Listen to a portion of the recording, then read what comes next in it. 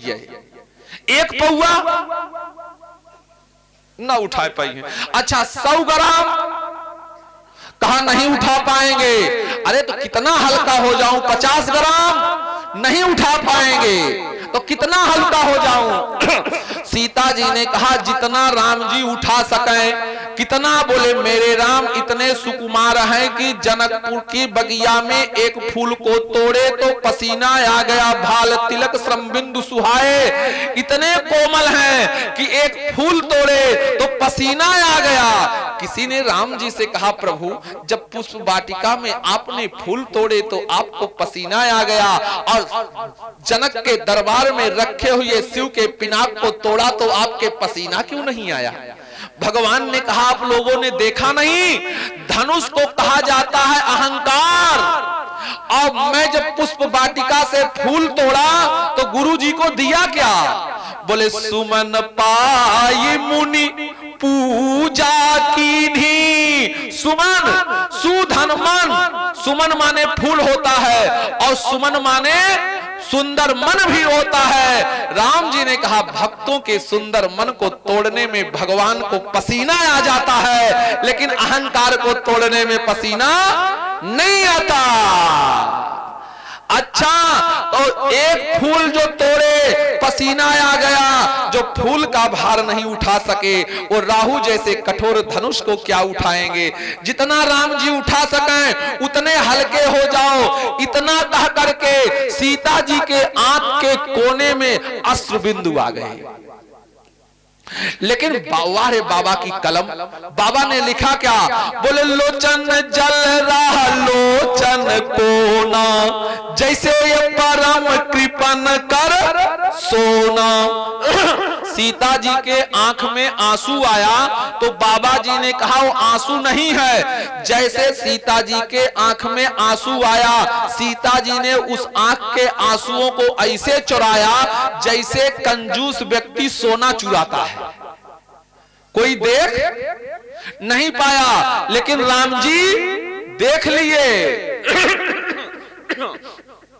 कहा अच्छा तो किसी ने कहा बाबा आंख में आंसू द्रव है और सोना धातु है।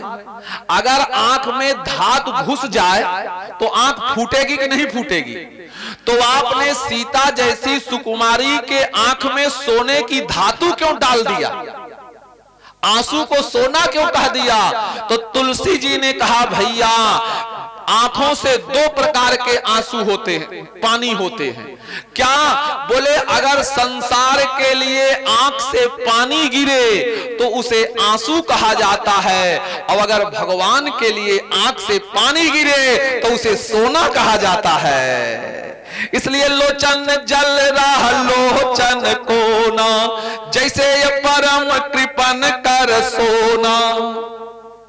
जैसे कंजूस व्यक्ति सोने को छिपाता है वैसे सीता जी ने अपनी आंख छुपा लिया, आंख में आंसू छिपा लिए और राम जी देख गए। फिर राम जी से रहा ना गया। राम जी ने क्या किया? बोले तुरंत धनुष के पास पहुंचे और लेत चढ़ावत खैचत गाढ़े, कौन लखा देख सब ठाढ़े। राम जी जब धनुष उठाने गए तो जितने कपटी राजा थे सब खड़े हो गए और सब देख रहे हैं। कैसे देखा था? हमारी तरफ देखा। पहले चौपाई सुन लिया क्या लिखे बाबा? बोले कि लेत चढ़ावत अफैचत गाढ़े, को न लखा देख सब कैसे ठाढ़े। सब खड़ा होके ऐसे देखा था।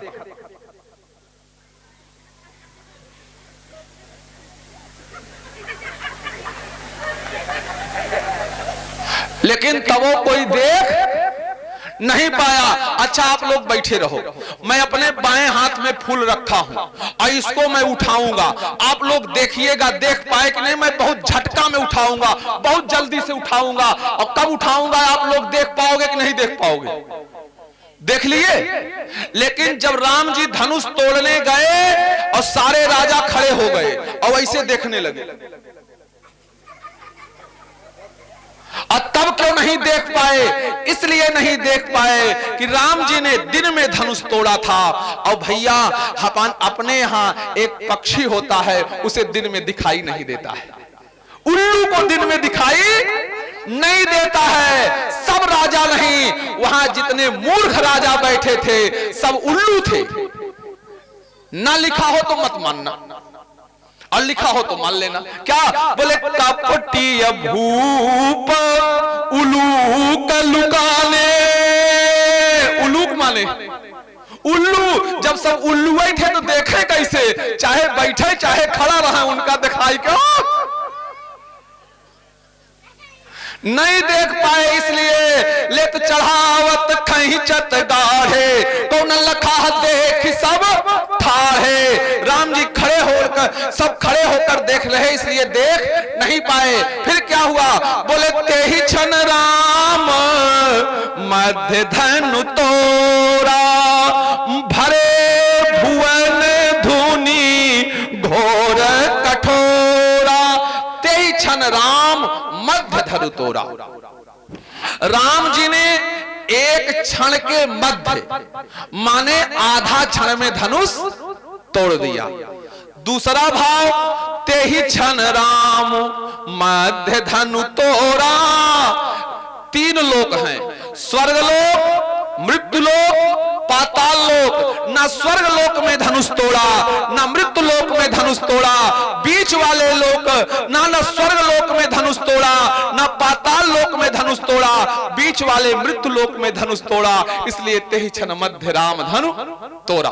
अथवा अपने यहाँ तीन देवता हैं, ब्रह्मा, विष्णु, महेश। ना ब्रह्मांश ने धनुष तोड़ा, ना शिवांश ने धनुष तोड़ा। बीच वाले विष्णुवांश ने धनुष तोड़ा। इसलिए ते ही क्षण मध्य राम धनु तोड़ा। अथवा अपने यहां तीन समय है, कहा कि सुबह, दोपहर, शाम। ना सुबह को धनुष तोड़ा, ना शाम को धनुष तोड़ा। बीच वाले मध्य में दोपहर में राम जी ने धनुष तोड़ा। इसलिए ते ही क्षण मध्य राम धनु तोड़ा। अथवा तीन राम हैं, पहले परशुराम, फिर श्री राम, फिर बलराम। ना बलराम ने धनुष तोड़ा, ना परशुराम ने धनुष तोड़ा। बीच वाले श्री राम ने धनुष तोड़ा। इसलिए ते ही क्षण राम मध्य धनु तोड़ा। और एक चीज बता दें, तीन अवस्था होती है, बचपना, जवानी, बुढ़ापा। और धनुष है क्या? अहंकार है। बचपना में अहंकार होता नहीं, और बुढ़ौती में अहंकार करे लायक कुछ बचत ना है।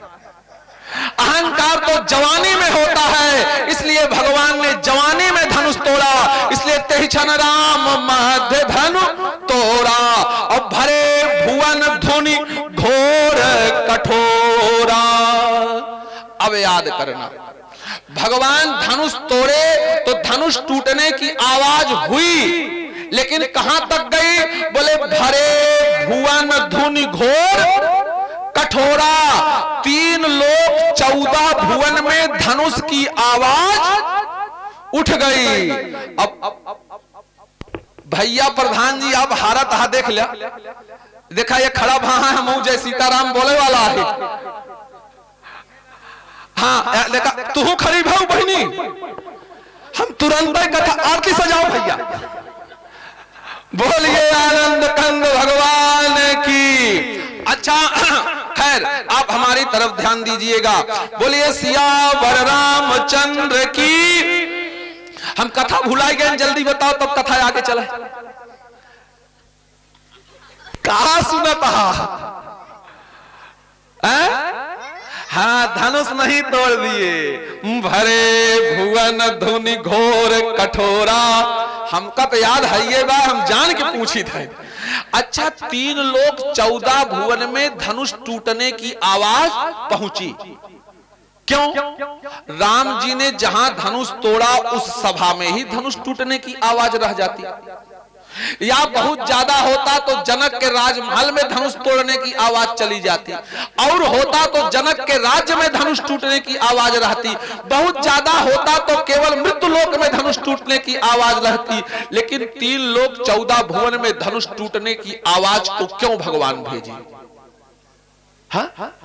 इसलिए भेजे कि याद करना, पहली चीज तो राम जी अपने और सीता जी के, अपने और पार्वती के बीच में धनुष तोड़ा। एक तरफ धनुष के मैया पार्वती खड़ी हुई और एक तरफ भगवान श्री राम खड़े हुए। अपने और पार्वती के बीच में राम जी ने धनुष तोड़ा। आप कहोगे प्रमाण, तो प्रमाण ले लेना। राम जी जैसे धनुष उठाए तो दम के उदामिन जिम जब भयऊ पुण्य धनु नभ मंडल सम भयऊ, तो दम के दामिनी, दामिन माने पार्वती। दुर्गा जी के पार्वती के 1000 नामों में एक नाम दामिनी है, और सबको चौपाई याद है, पढ़ लीजिएगा, दामिनी याद कीजिएगा। दामिन पार्वती का नाम है क्या? बोले जय जय गिरिवर राज किशोरी, जय महेश मुख चंद चकोरी, जय गज बदन खडाननी माता जगा जनन। दामिन दूत गाता स्तुति हो रही गिरजा के मंदिर में, तो दामिन माने पार्वती। राम जी धनुष उठाए तो दम क्यों दामिन, जिम जब लयऊ तुरंत पार्वती आ गई। किसी ने पूछा प्रभु पार्वती को काहे बुला करके धनुष तोड़ा? राम जी ने कहा कि अभी धनुष तोड़ूंगा तो भगवान शंकर का चेला आएंगे परशुराम, अब पूछेंगे हमारे गुरु धनुष काहे तोड़ा, तो हम का जवाब दे? पार्वती को इसीलिए बुलाया, पति कितनो क्रोध में हो प्रधान जी, और अंदर से मलकिन एक दांव बोल दे, दुआरे बाप बेटवा को मारत हो और अंदर मलकिन आटा गूथत हो, अब बेटवा चिल्लाए मम्मी, और वहीं से मम्मी कहा चंपक पापा बस, चंपक पापा हाथे में लकवा मार जाए। तो भगवान श्री राम जी ने कहा कि धनुष तोड़ूंगा, तो चेला आएगा कहेगा धनुष क्यों तोड़ा, अब अगर शंकरऊ भगवान आ गए तो मैं कह दूंगा धनुष हमने नहीं तोड़ा, धनुष तो आपकी पत्नी ने तोड़वाया है, बात दोनों घर में होए, हम निकल जाओ। इसलिए मध्य राम धनु तोड़ा, भरे भुवन धुन घोर कठोरा।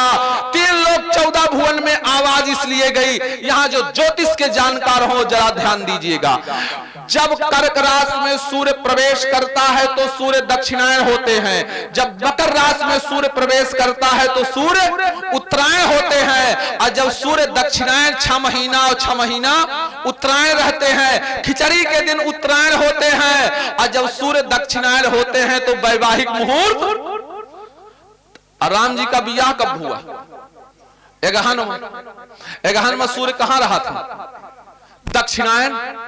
एक बनारस में मैं कथा कह रहा था, एक ज्योतिषी ने कहा कि राम जी का विवाह एगहन में हुआ, हमने कहा हुआ, उसने कहा उस समय सूर्य उत्तरायण दक्षिणायन थे, इसलिए राम जी विवाह कैसे कर लिए? हमने कहा भैया विवाह तो राम जी किए हैं जब सूर्य उत्तरायण थे तब। उसने कहा हो ही नहीं सकता, दुदूनी 4 हो बिटिया, दुदूनी 6 है, दोनों जनी खड़ी है बिटिया, पहाड़ा याद बा छना हो, अच्छा पक्का है दुदूनी 4 होता है। तो एक चीज बताइए, जब 6 महीना सूर्य उत्तरायण रहते हैं, 6 महीना दक्षिणायन, तो एगहन के महीने में सूर्य दक्षिणायन रहते हैं, राम जी का विवाह हुआ तो उत्तरायण कैसे हो गए? हमने कहा उत्तरायण हो गए, तू ज्योतिषी है, हम रामायणी यही। जब राम का विवाह हुआ तो सूर्य उत्तरायण थे, कैसे? जब राम जी धनुष तोड़ने के लिए चले तो सारे लोग खड़े होकर के देखने लगे राम जी धनुष कैसे तोड़ेंगे, और राम जी धनुष कैसे तोड़ेंगे। भगवान सूर्य देवता भी आकाश में खड़े होकर के देखने लगे, और सूर्य के रथ में 7 घोड़े हैं। मुंह उनका किधर है? दक्षिण दिशा की तरफ। अच्छा आप सोचो प्रधान जी, दक्षिण दिशा को घोड़ा मुंह करके जा रहा हो, दौड़ रहा हो, और घोड़ा को मुहे आगे बम दगाई दिया, तो उत्तर का घूमे कि ना घूमे? घूम जाए। अब सूर्य उस समय थे दक्षिणायन, लेकिन राम जी ने धनुष की आवाज को 3 लोग 14 भुवन में इसलिए फैलाया कि सूर्य भी उनका घोड़ा दौड़ रहा था वो दक्षिणायन होकर के, और जब भगवान ने धनुष तोड़ा तो सूर्य के घोड़े के कान में आवाज गई और सूर्य के घोड़े ने चाल बदल करके खुद को उत्तरायण कर दिया। ना लिखा हो तो मत माना। बोले रवि बाजी तजी मारग तजे, रवि माने सूर्य, बाज माने घोड़ा, तजे माने छोड़ दिया, मार्ग माने रास्ता। बोले रवि बाजी तजी मारग तजे, सूर्य हो गए उत्तरायण। राम जी में सामर्थ्य था, सूर्य को उत्तरायण कर दिया। हम लोग सूर्य को उत्तरायण नहीं कर पाते, लेकिन कहा था राम के बियाह हो गया, बियाह कैला तो सूर्य उत्तरायण हो गए थे। कहा इसलिए 3 लोग 14 भुवन में धनुष टूटने की आवाज पहुंचाई, जिससे सूर्य दक्षिणायन से उत्तरायण हो जाए। इसलिए भरे भुवन धुन घोर कठोरा, धनुष भगवान ने तोड़ दिया। और किसी ने धनुष से कहा, धनुष भगवान राम ने तुम्हें तोड़ दिया। धनुष ने कहा कि जब तक मैं जिंदा था दूसरों को तोड़ता था, आज मैं टूटा तो राम और सीता को जोड़ करके टूटा हूं। अच्छा लेकिन डोरी तो नहीं टूटी। धनुष ने कहा याद करना, धनुष जब खींची जाती है तो क्या होता है, डोरी राम जी के पास आती है और धनुष हाथ से दूर हो जाता है। जो राम जी के पास चला जाता है वो टूटने से बच जाता है, और जो राम जी से दूर चला जाता है वो अपने आप टूट जाता है। इसलिए तेजन मध्य राम धनु तोड़ा, भरे भुवन धुन घोर कठोरा। धनुष टूट गई, तब सखियां आई, जयमाल लेकर के सीता जी भी आई।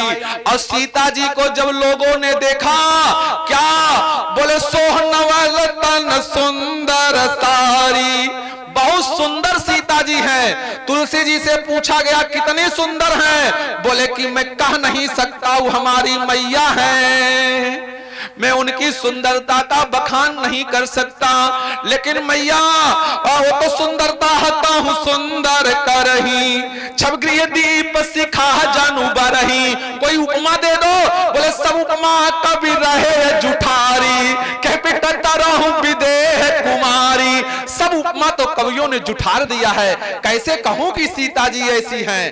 तो अच्छा सीता जी के रूप को जिसने जिसने राजाओं ने देखा वह सब के सब स्तंभित रह गए। कहा जो उन्मीलित युगला अनुराग गरिमा की दिदेप्यमान माधुरी धारा सारे धुरंधर कंदर्प क्रीड़ा क्रोधोत्सव से संपन्न मैया जानकी को देखा, और जानकी को देख जैसे आई और सखियों ने कहा, हाथ में सीता के जयमाल दिया, और चतुर सखी लखी कहा बुझाई, पहिरावो जयमाल सुहाई। एक सखी ने कहा सीता जयमाल पहनाओ राम जी का। अब सीता जी हाथ में ले लिया, ए बिटिया आगे बैठ के न बोला कर। हाँ कहा हाथ में ले लिया और कहा पहिराओ जयमाल, लेकिन सुनत जुगल कर माल उठाई, लेकिन प्रेम विवश पही राई न जाई। सखियों ने कहा राम जी को जयमाल पहनाओ, सीता जी खड़ी हो गई और माले को जयमाल को लिया और पहनाने के लिए हाथ बढ़ाई, लेकिन सीता जी राम जी से 4 अंगुल छोटी पड़ गई।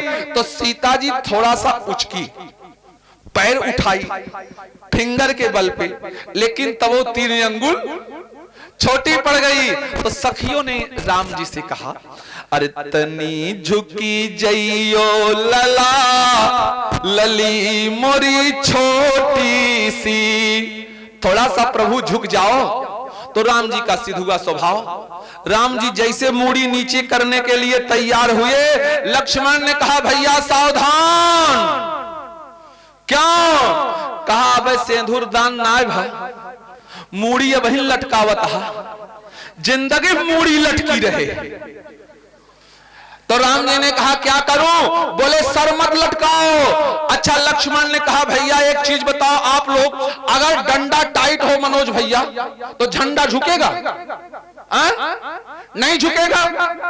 तो लक्ष्मण जी ने कहा प्रभु मैं हूं डंडा और आप हो झंडा। बोले रघुपति की रति बिमल पताता, दंड समान भये जस जाता। मैं हूं डंडा और आप हो झंडा। जब लक्ष्मण रूपी डंडा टाइट है तो राम रूपी झंडा क्यों झुक रहा है? अब तो राम जी टाइट, और ससुराल में वैसे छाती छाता हो जात फूल के हो जात की ना। अब तो राम जी सखी माताएं बड़ी चालाक, सखियों ने सोचा अब तो और टाइट हो गए, अब सीता जी जयमाल कैसे पहनावे? तो सखियां बड़ी चालाक, सखियों ने कहा इस डंडवा को गिरा दो, झंडवा खुद ही झुक जाएगा। डंडा गिराओ झंडा अपने झुक जाए। तब सखियों ने लक्ष्मण जी से कहा भैया लक्ष्मण, हमारे यहां दो अहंकारी राजा आए, रावण और राम। हाँ बोलिए आनंद कंद भगवान की। अच्छा देखिए राम और रावण की एक ही राशि है और दोनों एक ज्योतिष कहता है कि अगर एक ही राशि के दो व्यक्ति हों तो 34 गुण गण्या बनती है, लेकिन तर्क शास्त्र कहता है कि अगर एक राशि के दो व्यक्ति हो जाएं तो जिंदगी भर नहीं बनती है। और मैं तर्क शास्त्र से एमफिल किया हूं। ज्योतिष कहता है कि एक राशि के दो व्यक्ति हो जाएं तो 34 गुण गण्या बनती है, और तर्क शास्त्री कहता है कि एक राशि वालों की आपस में बनती नहीं है। प्रमाण सीता और सती की एक राशि बनी, ना बनी तो ना ही करा, और बनी तो हां करा। सीता और सती की बनी नहीं बनी, और कौशल्या कैकेयी की एक राशि बनी नहीं बनी, जयंत और जटायु की एक राशि बनी नहीं बनी, सुपनखा और सीता की एक राशि बनी नहीं बनी, मेघनाथ और मंदोदरी की एक राशि बनी नहीं बनी, राम और रावण की एक राशि बनी नहीं बनी। द्वापर में देख लीजिएगा, द्रौपदी और दुर्योधन की एक राशि बनी नहीं बनी, अश्वत्थामा और अर्जुन की एक राशि बनी नहीं बनी, कर्ण और कुंती की एक राशि बनी नहीं बनी, कृष्ण और कंस की एक राशि बनी नहीं बनी। विश्व में देख लीजिए, अमेरिका और अफगानिस्तान की एक राशि बनी नहीं बनी, जर्मनी और जापान की एक राशि बनी नहीं बनी, ईरान और इराक की एक राशि बनी नहीं बनी,